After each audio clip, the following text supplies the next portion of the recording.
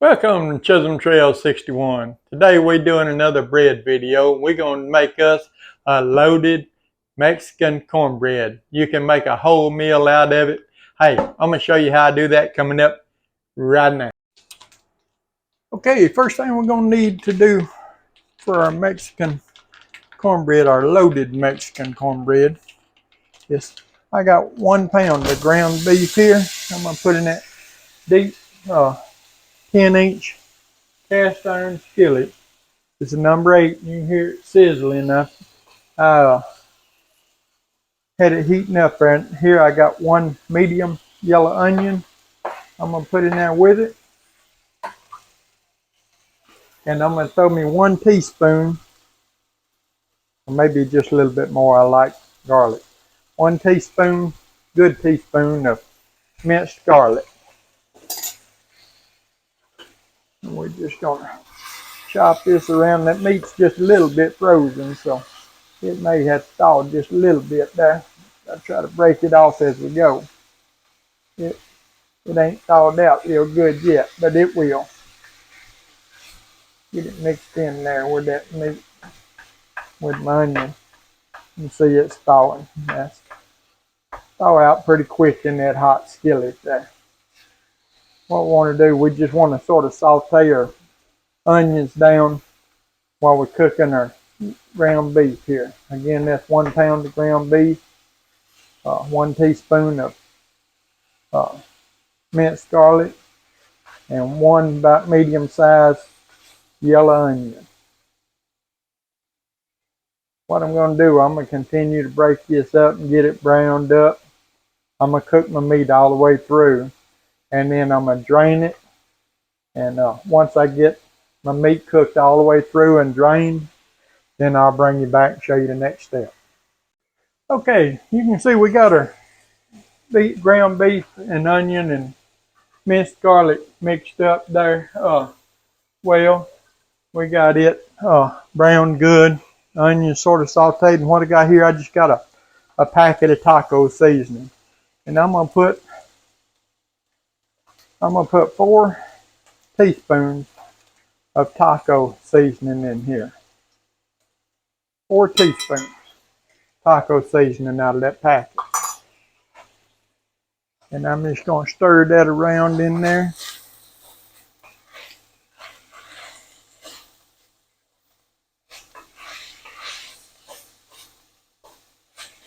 And we're just going to let this sit here for just a minute and sort of get our taco seasoning worked into our meat mixture there. And then we're going to move over to the island for a minute. We're going to do that, but first thing right now is a good time to go ahead and preheat your oven to 375 degrees. Now, I had my burner on a medium heat there, but I just cut it off, and I'm just going to let that sit there till I get everything moved over to the island there, and then we'll bring you right back. Okay, we got our oven preheating to 375 degrees over there. And what we got here, we got 3 cups of cornmeal mix. The yellow cornmeal mix, you can use the white, you can use the yellow, it doesn't matter. But the cornmeal mix, or if you don't have the cornmeal mix, you can do the flour and baking powder and salt thing. But anyway, to that, I got 2 eggs that I beat lightly. I'm going to dump in there. I got a 1/4 teaspoon of vegetable oil. I'm going to pour in there. I got 1½ cups of milk.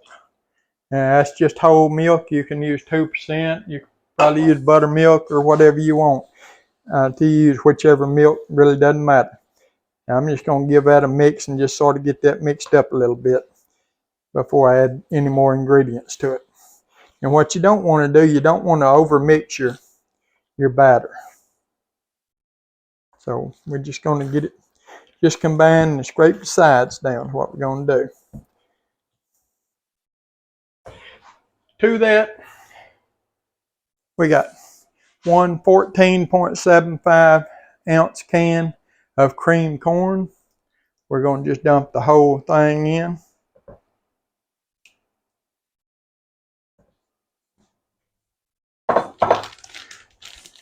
We have an 8-ounce bag of cheddar cheese. We're just going to dump all that in there. And we have some pickled jalapeños. Now, I'm just going to put 3 tablespoons of pickled jalapeños. Now, I'm going to put, recipe calls 3 tablespoons. I may add a little bit extra, to mine, but 3 tablespoons of pickled jalapeños. Now, yeah, the jalapeños are optional. You can put them in or you can leave them out. But that ought to be good right there. That's probably more like 4.5, but that's okay. Like I said, I like jalapenos. And we're going to give that a mix right fast, like get that sort of mixed in some.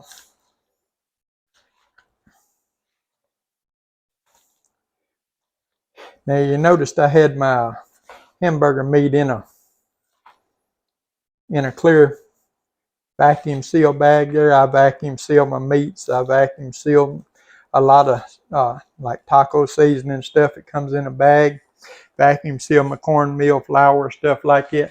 If y'all would like to see a video on how to do that, just write me a comment there, let me know, and I'll do a video on it, how I do that. Here, we got our meat mixture from over off of the stove. What we're going to do, we're just going to add it right to our cornbread mix. We're going to scrape it out good, get all of it in there. And I'll bring my thing over here to set that skillet on because that skillet is extremely hot. I don't want it to burn my island there. So we're going to give that a mix now. We're going to get that mixed in good.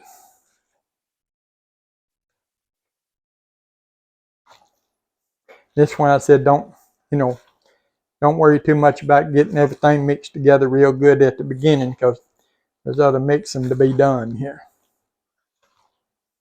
Man, I can't wait to get in this. I got me a pot of pinto beans cooking over there on the stove. They should be ready about the same time this cornbread comes out. And I'm beating high on the hog tonight for supper. Pinto beans and loaded Mexican cornbread. And that's what it's going to look like whenever you get it stirred up like you want it there. And we're just going to drag our skillet back over here because that skillet, like I said, is hot. And so we're going to drag it back over here. And what we're going to do, we're just going to dump our cornbread mixture right over into the skillet. And this is why I was telling you to use I told you it's really what they call a chicken frying skillet, cast iron skillet. But you want to use a sort of a deep 10-inch cast iron skillet because just a regular 10-inch cast iron skillet, it would probably, whenever it rises up, it probably would go over the side. It definitely wouldn't all fit in there and cook without spilling over the side. Just get that leveled down a little bit there. And I'm going to show you, pick it up here and show you what we got. That's what we got in our skillet right there so far. Now what we're going to do, we're going to put this in the 375-degree oven. It's going to need to cook for anywhere from 50 minutes to 1 hour until, the toothpick inserted in the middle will come out, clean and stuff. And whenever we get that to that point, we get it out of the oven and we let it set about 15 minutes there where it'll release, easy without tearing all the pieces from our skillet. Then we'll bring you back at that point and we're going to cut into it. We're going to see what she looks like on the inside and what she tastes like. Okay, we got our loaded Mexican cornbread out of the oven there, and you can see what it looks like. We let it bake about 52 minutes. We're going to cut us a little piece here. She's still real hot. So I'm hoping we can get a piece out without tearing it all to pieces. But we're going to cut a little piece here, and then we're going to see what it looks like, and we're going to do a taste test. And then I'm going to get into them pinto beans and with it and see what we can do. Oh man, look at that. Yeah, buddy. Ooh, look at all that steam coming off of it. Yeah, look at that. Now you can eat this with salsa on top of it. You can eat it with like sour cream on top of it. It can be a meal in itself.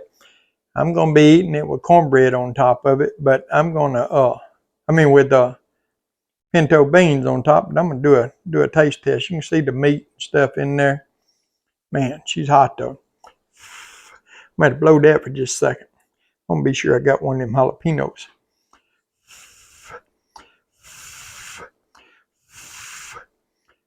Might wish I'd got me a glass of milk or something to go with this by the time I get this swallowed.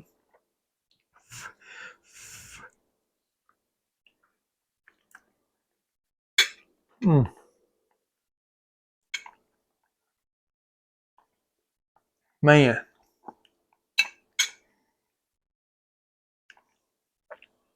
You got to try this recipe, people. You're going to love this. Hey, if you would, give the old video a thumbs up there. Like, share, comment, subscribe to our channel. We appreciate all of you do. We appreciate all of you take time every day to watch our videos. We got us some loaded Mexican cornbread. Hey, we'll see you on the next one.